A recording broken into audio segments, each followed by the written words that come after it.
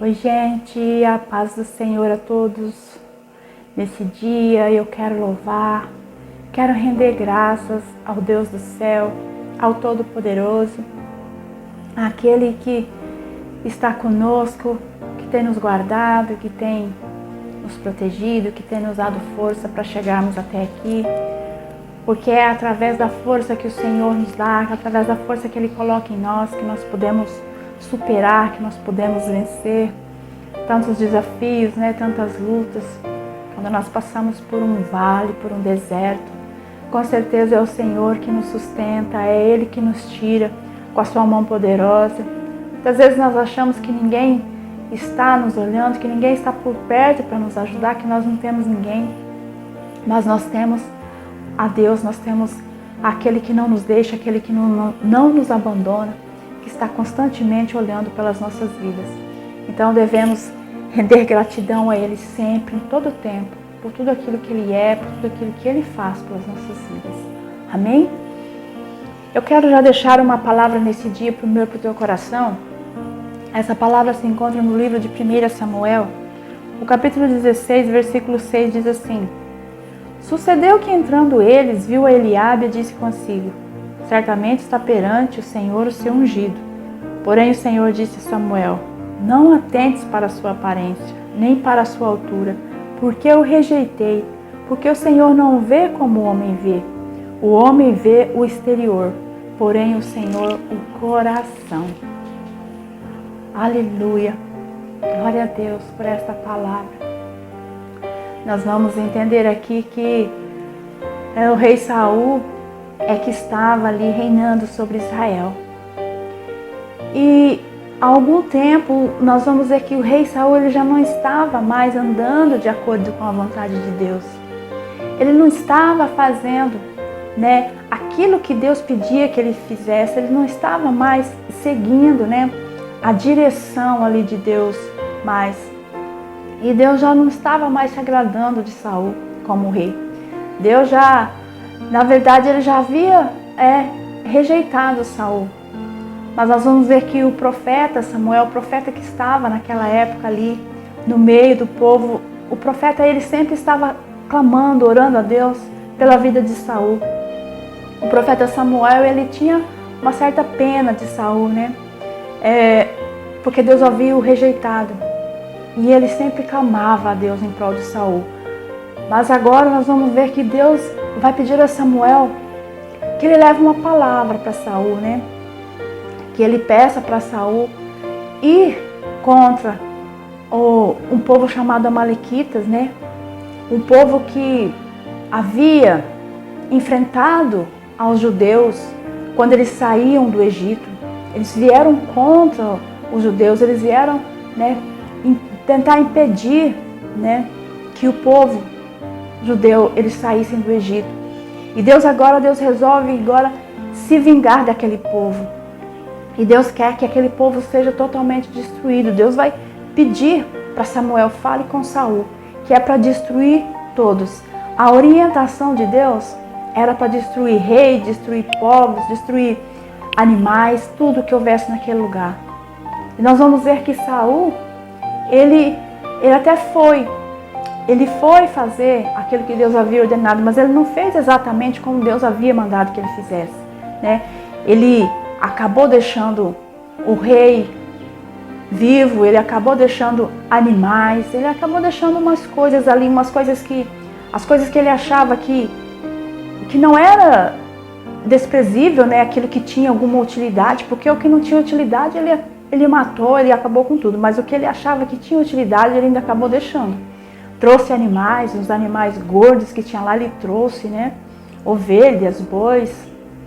E nós vamos ver que Deus não se agradou mais uma vez da atitude de Saul, porque ele não fez aquilo que Deus havia ordenado que ele fizesse, E nós vamos ver agora que Deus vai falar com Samuel que ele rejeitou agora Saul de vez, ele não quer mais mesmo Saul. E agora Deus pede para que Samuel vá até Belém, para que ele vá até a casa de um homem chamado Jessé, porque ali ele vai ungir Ele vai levar o óleo e vai ungir o filho de Jessé como rei. Deus já havia escolhido. Deus, quando falou de tirar Saul do trono, ele já tinha outro para colocar no lugar. Ele já havia escolhido alguém. Alguém que agradava a ele, né? Que ele via, que ele contemplava, né? Alguém que fosse segundo o coração de Deus, que estivesse com o coração alinhado com o coração de Deus. E esse alguém estava na casa de Jessé. E agora nós vamos ver que o profeta Samuel, ele vai em direção a Belém. E quando o profeta chega lá, os anciãos daquele lugar, eles vão vir de encontro com Samuel. Eles vão já vir temendo, né? Porque o profeta Samuel, quando ele ia em algum lugar, quando ele chegava em algum lugar, é porque ele tinha uma mensagem de Deus para entregar. É porque ele estava levando algo que Deus mandara ele levar. E muitas vezes o profeta, ele tinha uma palavra de exortação, de correção, né, para aquele lugar. E por isso eles tremiam, eles tinham, né, quando o profeta chegava, eles já se preocupavam. O que será que Deus mandou o profeta vir falar? Porque eles sabiam que o profeta Samuel era um homem de Deus, um homem direcionado, totalmente direcionado por Deus. E aquilo que ele falava era exatamente o que Deus mandava ele falar. Era um homem que tinha a autoridade de Deus, né? Um homem que era muito respeitado ali no meio do povo. Porque, né, Samuel sempre andou com Deus. Desde criança ele foi separado. Ele foi separado como um sacerdote. E agora ele era profeta e ele foi também juiz em Israel. E o profeta Samuel, ele vai dizer: eu vim em paz, né? A minha missão aqui é de paz. Aleluia. E agora eles vão em direção à casa de Jessé. E quando eles chegam lá naquele lugar, nós vamos ver que o primeiro de todos os filhos de Jessé, o primeiro que o profeta Samuel vai encontrar é um chamado Eliabe. E o profeta vai olhar para Eliabe, vai olhar para o porte de Eliabe, para a estatura de Eliabe, ele já não vai ter dúvida, ele vai falar: é esse. É esse que é o escolhido do Senhor. É esse que o Deus escolheu para ser o novo rei sobre Israel. Mas Deus vai falar com Samuel: olha, Samuel, não é esse. Não é esse aí que eu escolhi, não. Samuel, você olha, o que está por fora, Samuel. Você olha o exterior, mas eu não. Eu olho o que está dentro. Você já, né, julgou que seria esse porque você olhou, né, o exterior. Você olhou para o porte dele, para o físico dele. Você achou que seria esse, mas não é esse. Aleluia. Nós vemos que o homem, ele tem mesmo, né, esse hábito de julgar pela aparência, né? Ele já julga por aquilo que ele vê, não por aquilo que está no interior, mas aquilo que ele olha, ele vê, ele já fala: não é esse, né? É do ser humano, isso é típico do ser humano, julgar pela aparência, escolher pessoas pela aparência, né? Mas nosso Deus, ele não é assim. O nosso Deus, ele sonda os corações, ele sonda as intenções, vê aquilo que vai dentro, né?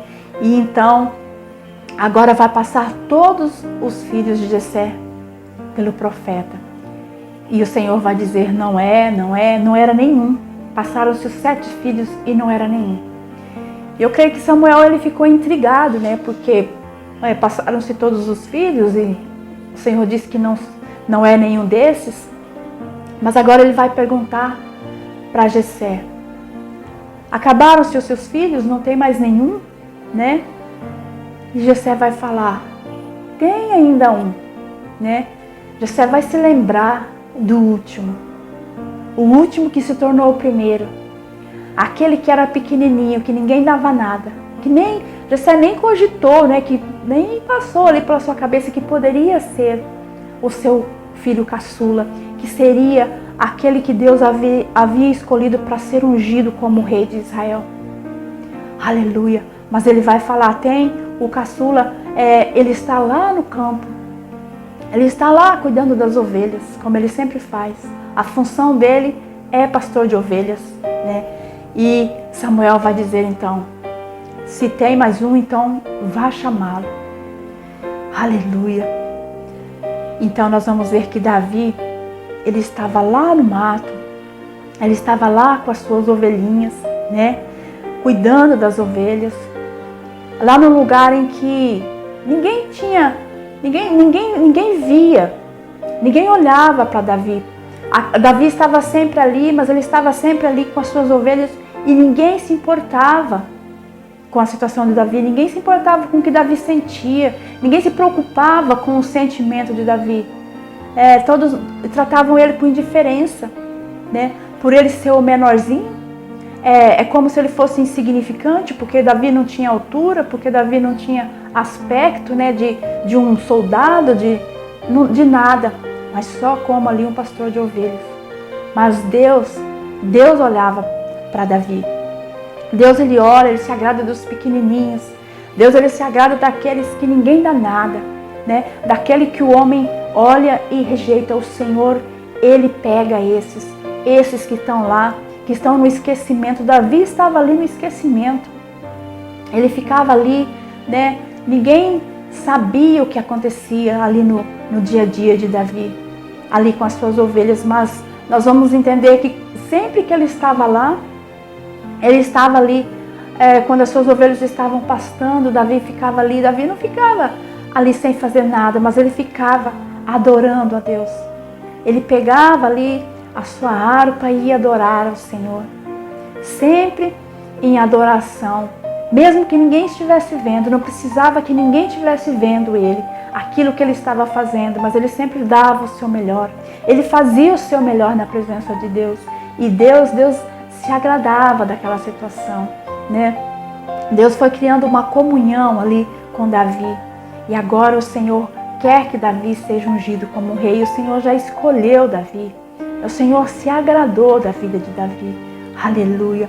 Alguém que ficava ali com as ovelhas, que, né, quando nós vamos ver que quando vinha urso, vinha leão para atacar as ovelhinhas, Davi era guerreiro, Davi entrava na frente, né, e matava urso, matava leão para salvar as ovelhas.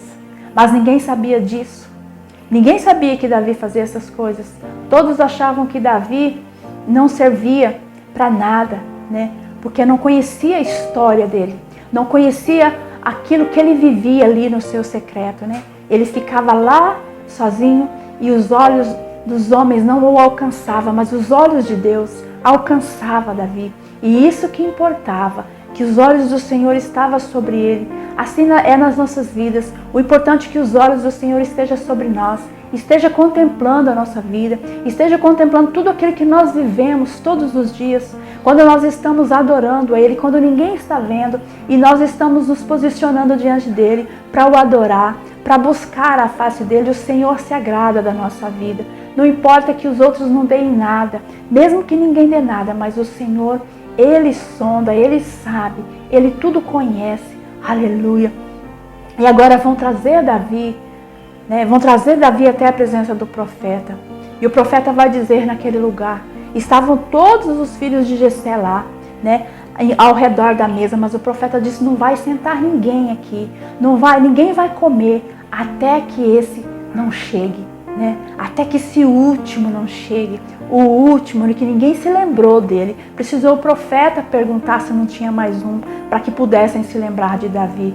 Aleluia. E quando Davi chega naquele lugar, Deus vai falar para Samuel, é esse o meu escolhido, Samuel.